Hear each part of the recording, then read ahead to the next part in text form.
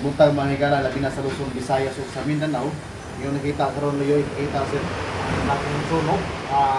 Karon lang yun nga oras na intakta sa Kamuntagon. Oras alas 8:55 ni Kamuntagon. Mga higala yung nakita.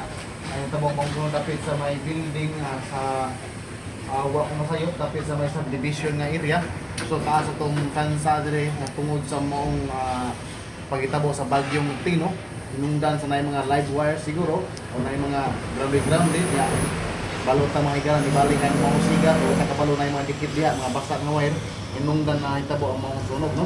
So mga naliwan ang mga picture karon ato mga kabog-biruan padayon na gyapon ang ilang pag-rescue sa mga lugar nga hitabo ang mga diin na sunog nga hitabo mga higala. So sa mga hitabo ng sunog diha padayon na gyapon mo sa mga safety diha. Ang dama na yung mga gamit diha nga mailayo diha sa mga sunog.